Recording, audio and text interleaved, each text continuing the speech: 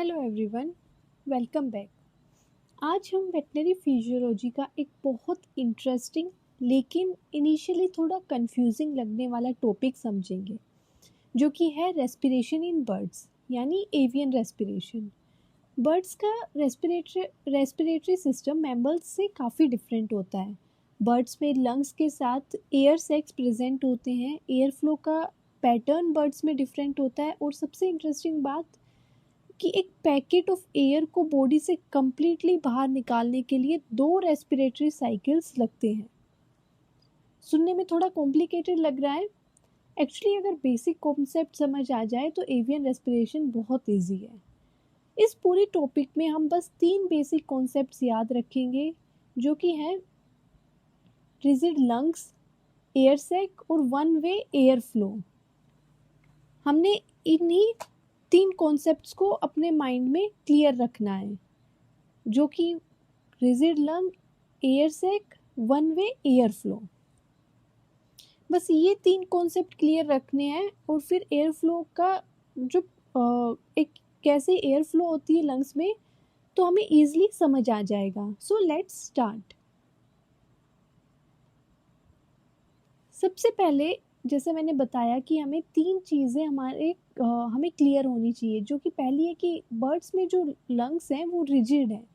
मतलब मैमल्स में जब हम इंस्पिरेशन करते हैं लंग्स एक्सपेंड होती हैं और एक्सपिरेशन के टाइम पे उनका वॉल्यूम डिक्रीज होता है, पर बर्ड्स में ऐसा कुछ नहीं होता है। उनकी लंग्स जो है रिलेटिवली फिक्स्ड हैं और रिजिड होते हैं, और ये मैमेलियन लंग्स की तरह रिपीटेडली इन्फ्लेट और डिफ्लेट नहीं होते हैं। जो बर्ड्स हैं उनमें जो लंग्स हैं वो डोर्सल बॉडी वॉल के साथ क्लोजली अटैच्ड रहते हैं। तो अब ऑब्वियस क्वेश्चन है, अगर लंग्स खुद एक्सपेंड और कॉन्ट्रैक्ट नहीं कर रहे तो एयर फ्लो कैसे होगा उनमें? तो इसीलिए उनमें क्या होता है, एयर सैक्स होते हैं जो बर्ड्स हैं उनमें। तो एयर सैक क्या है? ये थिन वॉल्ड मेम्ब्रेनस स्ट्रक्चर हैं। ये एयर सैक्स एक्सपेंड और कंप्रेस होते हैं और रेस्पिरेटरी सिस्टम के अंदर एयर को मूव करने में हेल्प करते हैं। इनको सिंपल लैंग्वेज में हम बेलोज बोल सकते हैं या पंप समझ सकते हैं।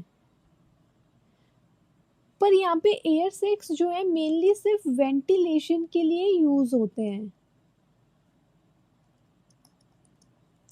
ओके, इनमें मेन गैस एक्सचेंज नहीं होता है। गैस एक्सचेंज कहाँ होगा? गैस का एक्सचेंज होगा लंग्स के अंदर। और तीसरा, जो बर्ड्स हैं उनमें जो एयर फ्लो है वो यूनी डायरेक्शनल है। मैमल्स में क्या होता है कि approximately same respiratory path follow होता है, जहाँ से एयर अंदर आ रही है वहीं से फिर बाहर जाती है।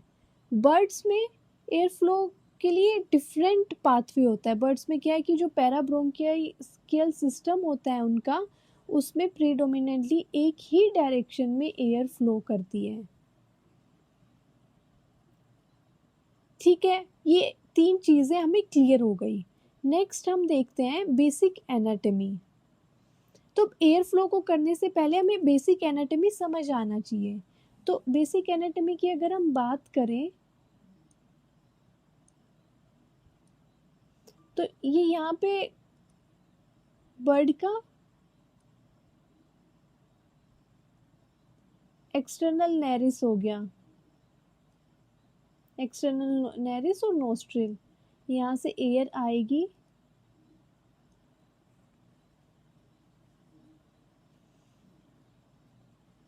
फेरिंग से होते होते हुए ट्रैकिया में आएगी। ट्रैकिया में जो कार्टिलेजिनस रिंग्स रहती हैं बर्ड्स में वो कंप्लीट होती हैं। मैमल्स में जो कार्टिलेजिनस रिंग होती है वो इनकम्प्लीट होती है, शी शेप की होती हैं। फिर यहाँ पे जो ये है, ये इनमें सिरिंग्स है। सिरिंग्स के नीचे बर्ड्स में बाइफर्केशन ऑफ ट्रैकिया होगा और फिर ये लंग्स में बाइफर्केट होके लंग्स में आ जाएगा। ये क्या है? सिरिंग्स। सिरिंग्स क्या होता है? Organ of voice, for voice production. Same trachea. तो हमने देखा nose, external nose, pharynx, trachea, syrinx, यहाँ से जो है यहाँ पे आती हैं लंग्स के अंदर, प्राइमरी ब्रोंकाई, फिर सेकेंडरी ब्रोंकाई,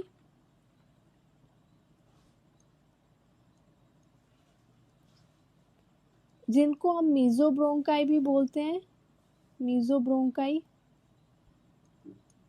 फिर टर्शरी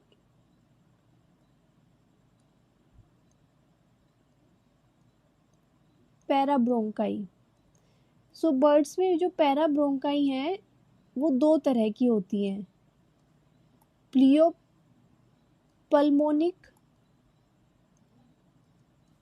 और नियोपल्मोनिक।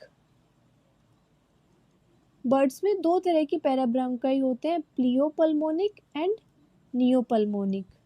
ओके, सो जो एंटीरियर साइड है, एंटीरियर एयर सैक्स को प्लियोपल्मोनिक ब्रोंकाई कनेक्ट करता है, नियोपल्मोनिक जो पोस्टीरियर एयर सैक है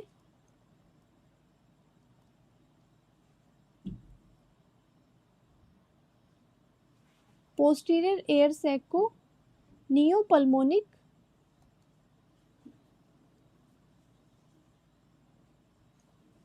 पैराब्रोंकाई, नियोपल्मोनिक ब्रोंकाई जो है वो अटैच करती हैं। ओके, ठीक है, ये बेसिक लंग्स की एनाटॉमी हो गई। ये सब पूरा पार्ट जो है, ये जो बर्ड की रिजिड लंग है उसके अंदर होता है। ठीक है,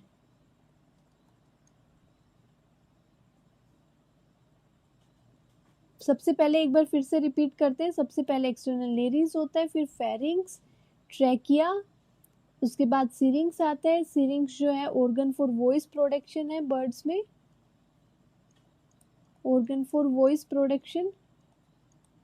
इसके बाद प्राइमरी ब्रोंकाई, ट्रैकिया बाइफरकेट होता है, ईच लंग में जाता है, लंग्स में वो फर्दर डिवाइड होता है प्राइमरी ब्रोंकाई में, फिर सेकेंडरी ब्रोंकाई जिसे मीजो ब्रोंकाई भी बोलते हैं, फिर पैराब्रोंकाई।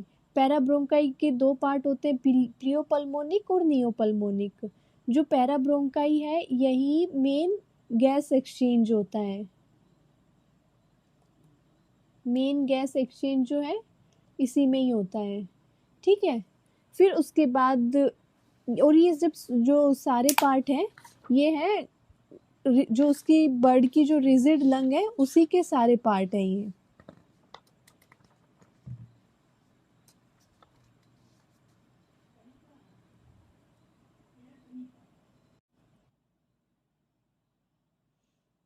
ओके, नेक्स्ट हम जो बर्ड्स में मोस्ट इम्पोर्टेंट चीज़ जो एयर सैक्स हैं उनके बारे में देखते हैं। यूजुअली मोस्ट ऑफ बर्ड्स में टिपिकली 9 एयर सैक रहते हैं। ठीक है, उनको दो मेन पार्ट्स में डिवाइड किया गया है, पोस्टीरियर पार्ट और एंटीरियर पार्ट और पोस्टीरियर पार्ट। मतलब कि एंटीरियर पार्ट में जो एयर सैक्स है वो एंटीरियर एयर सैक हो गए, पोस्टीरियर में जो है वो पोस्टीरियर एयर सैक हो गए। एंटीरियर एयर सैक जो है उसमें दो सर्वाइकल एयर सैक, एक क्लेविकुलर इंटरक्लेविकुलर, दो क्रेनियल थोरैसिक एयर सैक। मतलब जैसे हमने देखा यहाँ से ये आए, उसकी फेरिंग्स, ट्रैकिया वाला पार्ट, ट्रैकिया फर्दर डिवाइड हो गए, ये लंग्स हो गई। ठीक है, तो यहाँ पे जो एयर सैक है वो सर्वाइकल एयर सैक हो गए। यहाँ पे जो प्रेजेंट है एयर सैक वो क्लेविकुलर या इंटरक्लेविकुलर एयर सैक हो गया। लंग्स के एंटीरियर पार्ट को जो कनेक्ट कर रहा है वो ये जो दोनों है ये क्रेनियल थोरैसिक एयर सैक हो गए।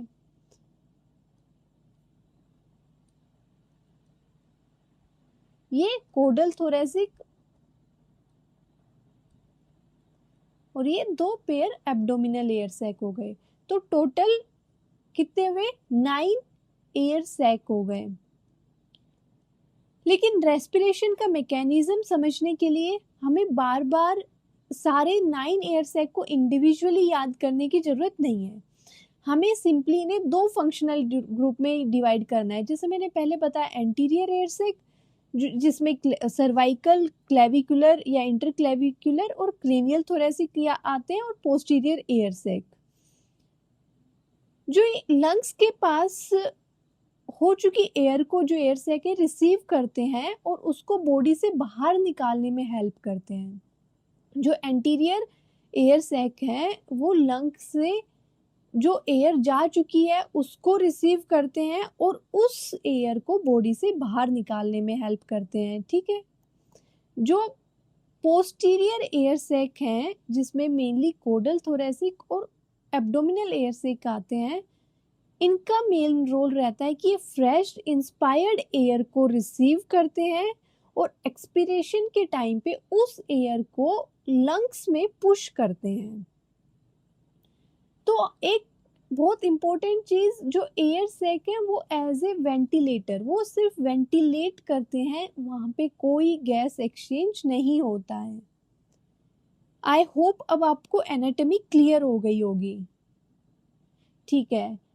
अब नेक्स्ट आता है कि उसकी एवियन रेस्पिरेटरी साइकिल को हम समझते हैं। तो ये एवियन रेस्पिरेशन का वो पार्ट है जहाँ मैक्सिमम स्टूडेंट्स जो है वो कंफ्यूज होते हैं, इसलिए हम पूरे रेस्पिरेटरी सिस्टम को एक साथ इमेजिन नहीं करेंगे। हम इमेजिन करते हैं कि एक फ्रेश बोलस या एक फ्रेश पैकेट ऑफ एयर या बोलस ऑफ एयर को फॉलो करेंगे। ठीक है। जैसे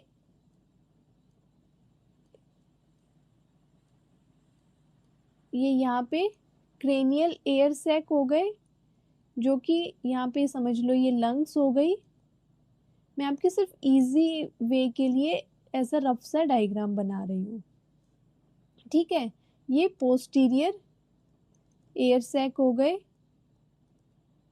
पोस्टीरियर एयर सैक, ये क्रेनियल या एंटीरियर एयर सैक। ठीक है। अब एक फ्रेश एयर आई, तो जो फ्रेश एयर आएगी वो सबसे पहले पोस्टीरियर एयर सैक में जाएगी। जो फ्रेश एयर का बोलस है वो सबसे पहले पोस्टीरियर एयर सैक में जाएगा। ठीक है। तो ये कौन सा स्टेप हो गया? ये फर्स्ट इनहेलेशन। फर्स्ट इनहेलेशन में क्या है? Air moves through pass lung to posterior air sac. ठीक है। जो फर्स्ट इंस्पिरेशन है उसमें बर्ड ने पहली बार इंस्पिरेशन किया, फ्रेश एयर रेस्पिरेटरी ट्रैक्ट से एंटर करती हुई ये फ्रेश एयर का major portion posterior air sac की तरफ ट्रेवल करेगा। तो फर्स्ट इंस्पिरेशन में जो फ्रेश एयर है वो पोस्टीरियर एयर सैक में जाएगी। ठीक है, ये समझ आया। अब इसके बाद जो नेक्स्ट स्टेप है वो है फर्स्ट एक्सहेलेशन। जैसा हमने पढ़ा कि 2 साइकिल लगती है इसकी रेस्पिरेशन में, मतलब कि 2 इनहेलेशन 2 रेस्पिरेशन, 2 इनहेलेशन और 2 एक्सपिरेशन। ठीक है। तो 2 साइकिल लगती है फर्स्ट। अब इस फर्स्ट एक्सपिरेशन में पहला इंस्पिरेशन लिया, पोस्टीरियर एयर सैक में एयर गई। फर्स्ट एक्सपिरेशन में क्या है? पोस्टीरियर एयर सैक से अब जो एयर है वो लंग्स की तरफ जाएगी। पोस्टीरियर एयर सैक से जो लंग है वो जो एयर है वो लंग की तरफ पुश होगी। तो फर्स्ट एक्सपिरेशन में पोस्टीरियर एयर सैक से लंग से एयर जो है लंग में गई। ठीक है, सिंपल है। अब जो है लंग्स के अंदर हमने देखा था कि पहले एनाटॉमी में पढ़ा कि पैराब्रोंकियल सिस्टम होता है जहां पे मेन गैसियस एक्सचेंज होता है। गैसियस एक्सचेंज, तो यहाँ पे क्या होगा? जो फर्स्ट एक्सपिरेशन के टाइम पे जब एयर लंग्स में जाएगी वहां पे ऑक्सीजन एयर से ब्लड में मूव करती है और कार्बन डाइऑक्साइड ब्लड से एयर में मूव करता है। ये यहाँ एक इंटरेस्टिंग कॉन्सेप्ट समझिए। नॉर्मली हम एक्सपिरेशन सुनते ही सोचते हैं कि एयर बॉडी से बाहर जा रही है, लेकिन बर्ड्स में जो फर्स्ट एक्सपिरेशन के ड्यूरिंग हमारा फ्रेश एयर का जो बोलस या जो पैकेट अंदर गया था वो बॉडी से बाहर नहीं जा रहा, इंस्टेड पोस्टीरियर एयर सैक उसको लंग्स के थ्रू पुश कर रही है। मतलब कि जब एयर आएगी इसके अंदर तो एयर सैक जो है वो एक्सपेंड होंगे। अब यहाँ से फर्स्ट एक्सहेलेशन में जब एयर लंग्स में जा रही है तो ये पोस्टीरियर एयर सैक जो है ये कॉन्ट्रैक्ट होंगे, साइज में कम होंगे। ठीक है, ये पॉइंट क्लियर हो गया तो पूरा साइकिल बहुत इजी हो जाएगा। अब जो है नेक्स्ट जो है वो सेकंड इनहेलेशन है या सेकंड इंस्पिरेशन। अब इसमें क्या है, अब जो है एयर है वो लंग्स में है, तो लंग्स से एयर किस में जाएगी, जो एंटीरियर एयर सैक जो है उसमें जाएगी। तो अब बर्ड जब दोबारा इंस्पायर करता है तो ओरिजिनल जो बोलस है एयर का वो लंग्स ने क्रॉस कर लिया। अब ये एयर जो है एंटीरियर एयर सैक की तरफ मूव करेगी। तो सेकंड इंस्पिरेशन में याद रखना है कि लंग्स से जो एयर है वो एंटीरियर एयर सैक में जाएगी। ठीक है,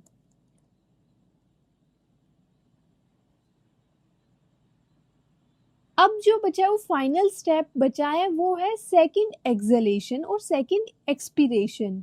अब जब बर्ड सेकंड टाइम एक्सपायर करता है तो एंटीरियर एयर से कंप्रेस होते हैं और जो एयर है ये एंटीरियर एयर से कंप्रेस होंगे और एयर बाहर की साइड मूव करेगी। जो भी एयर अंदर प्रेजेंट है वो ट्रैकिया की तरफ करते हुए बाहर चली जाएगी। तो सेकंड स्टेप में याद रखना है एंटीरियर एयर सैक से जो एयर है वो आउटसाइड जाएगी। ठीक है, दैट्स इट। अब ये पूरा एक रेस्पिरेटरी पाथवे फॉलो हो गया। मतलब कि बाहर से एयर आई, पोस्टीरियर एयर सैक में गई, पोस्टीरियर एयर सैक से लंग में गई, लंग से एंटीरियर एयर सैक में गई और एंटीरियर एयर सैक से बाहर गई। बस इतना, ये 4 स्टेजेस हैं जिसको अच्छे से याद करने की जरूरत है इसमें। ओके, अब नेक्स्ट जो है वो है हमारा गैसियस एक्सचेंज। मतलब कि हमने देखा कि वो एक्चुअल गैस एक्सचेंज होता क्या कहाँ है। जैसे कि हम ऑलरेडी डिस्कस कर चुके हैं कि एयर सैक जो है वो सिर्फ वेंटिलेशन के लिए है, एक्चुअल लंग गैस एक्सचेंज जो है वो लंग्स में होता है। लंग्स के जो पैराब्रोंकियल सिस्टम है वहाँ पे एयर कैपिलरीज जो होती है, मतलब कि हमने देखा था लंग्स में जो पैराब्रोंकाई या टर्शरी ब्रोंकाई है वो फर्दर डिवाइड होती है वो फर्दर डिवाइड होती है एट्रिया में, उसके बाद इनफंडिबुलम, देन एयर कैपिलरी। तो जो मेन गैस एक्सचेंज है वो इन एयर कैपिलरीज में होता है। एयर कैपिलरीज जैसे ये जो यहाँ पे दिख रही हैं ये आपकी एयर कैपिलरीज हैं और ये ब्लड कैपिलरीज हो गई। तो जो मैमल्स हैं उसमें जो एल्वियोलाई का मेजर गैस एक्सचेंज के रूप में अगर हम पढ़ते हैं तो एल्वियोलाई, मतलब जो मैमल्स हैं उनमें एल्वियोलाई जो है वो मेजर गैस एक्सचेंज के रूप में प्रेजेंट होती है। लेकिन बर्ड्स में रेस्पिरेटरी सिस्टम एल्वियोलाई पर डिपेंड नहीं करता, यहाँ पे पैराब्रोंकाई के थ्रू होता है। जो ब्लड कैपिलरीज और एयर कैपिलरीज हमने देखा उनके थ्रू होता है। उनमें क्या होता है कि जो एयर कैपिलरीज हैं अगर उसमें एयर इस डायरेक्शन में मूव कर रही है तो जो ब्लड कैपिलरीज हैं उसमें एयर अपोजिट डायरेक्शन में मूव करेंगी। ठीक है, इसको हम क्या बोलते हैं, उसमें होता है cross current exchange. Simple language में एयर एक डायरेक्शन में फ्लो कर रही है और ब्लड कैपिलरीज उस एयर फ्लो को क्रॉस कर रही है। इस अरेंजमेंट की वजह से ऑक्सीजन का एफिशिएंट ट्रांसफर पॉसिबल होता है। तो एयर सैक जो है move the air, parabronchi and air capillaries exchange the gases. ठीक है, ओके। नेक्स्ट अब एक समराइज एक बार रिवाइज करके देख लेते हैं कि जो एक एयर पैकेट है, जो बोलस ऑफ एयर है, वो बर्ड में कैसे फॉलो करता है। फर्स्ट इंस्पिरेशन में फ्रेश एयर जो है पोस्टीरियर एयर सैक में जाती है। सेकंड एक्सपिरेशन में पोस्टीरियर एयर सैक से फिर जो एयर है वो बोलस ऑफ एयर है वो लंग्स में जाता है। सेकंड इंस्पिरेशन के टाइम पे लंग्स से एंटीरियर सैक में जाता है और सेकंड एक्सपिरेशन के टाइम पे एंटीरियर एयर सैक से बाहर को चले जाता है। ओके, तो जो एवियन रेस्पिरेटरी सिस्टम है वो इतना एफिशिएंट क्यों है? अगर हम देखें कि जो बर्ड्स की मेटाबॉलिक डिमांड है वो बहुत हाई होती है, स्पेशली ड्यूरिंग फ्लाइट, इसलिए उन्हें एफिशिएंट ऑक्सीजन डिलीवरी की रिक्वायरमेंट होती है। इस एफिशिएंसी को पीछे मैंने मेनली 4 इम्पोर्टेंट फीचर्स हैं, जैसे कि रिजिड लंग, एयर सैक जो है जो कि बेलो की तरह एक्ट करती हैं, यूनि डायरेक्शनल एयर फ्लो होता है बर्ड्स में, और चौथा जो एयर फ्लो जो गैस एक्सचेंज है वो क्रॉस करंट एक्सचेंज है, मतलब एयर फ्लो और ब्लड फ्लो दोनों का डायरेक्शन अपोजिट है, सो इसलिए ये इसे और ज़्यादा इफेक्टिव बनाता है गैस एक्सचेंज के लिए। और ये उनकी हाई मेटाबॉलिक डिमांड को भी, जो ये 4 फैक्टर्स हैं, ये उनकी हाई मेटाबॉलिक डिमांड को भी सपोर्ट करते हैं। ओके, अब एग्जाम पॉइंट ऑफ व्यू से देखें तो 7 बहुत most important exam point of view से कुछ रिवाइज करने जैसी बातें, जैसे बर्ड्स के जो लंग्स हैं वो रिजिड हैं, डोर्सली प्लेस्ड होते हैं और कॉम्पैक्ट होते हैं। जो एयर सैक्स हैं वो मेनली एक्ट एज बैलो या पंप की तरह और उनमें मेनली फॉर वेंटिलेशन में हेल्प करते हैं। बर्ड्स में टिपिकली 9 एयर सैक होते हैं। Air sac are not the main site for gas exchange. Gas exchange mainly occurs in parabronchi और एयर कैपिलरीज।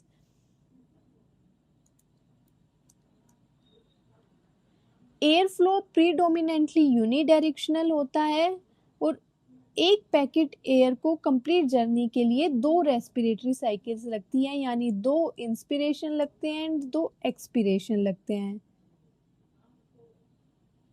और जो हमने पाथवे फॉलो करा, एक एयर पाथ कैसे होता है, पोस्टीरियर एयर सैक में एयर जाती है, बाहर से जो एयर आती है वो पहले पोस्टीरियर एयर सैक में जाती है, फिर वो लंग में जाएगी, फिर एंटीरियर एयर सैक में जाएगी, फिर बाहर जाएगी। तो इस पूरे को करने के लिए 2 रेस्पिरेटरी साइकिल्स लगती है। So this was avian respiration. पूरे टॉपिक को बस 3 कॉन्सेप्ट से कनेक्ट रखिए, जैसे रिजिड लंग, एयर सैक जो है बैलो की तरह एक्ट कर रहे हैं और एयर में प्रीडोमिनेंटली यूनिडायरेक्शनल एयर फ्लो है। अगर ये कॉन्सेप्ट क्लियर हो गया तो एवियन रेस्पिरेशन वेटनरी फिजियोलॉजी का डिफिकल्ट टॉपिक नहीं रहेगा। अगर वीडियो यूजफुल लगा हो तो वीडियो को लाइक करिए, अपने क्लासमेट और वेटनरी स्टूडेंट्स के साथ शेयर करिए और ऐसे ही इजी वेटनरी कॉन्सेप्ट्स के लिए चैनल को सब्सक्राइब जरूर करिए। मिलते हैं नेक्स्ट वीडियो में with another interesting veterinary topic. Thank you for watching. Videos बनाने हैं, फिल्मोरा है ना।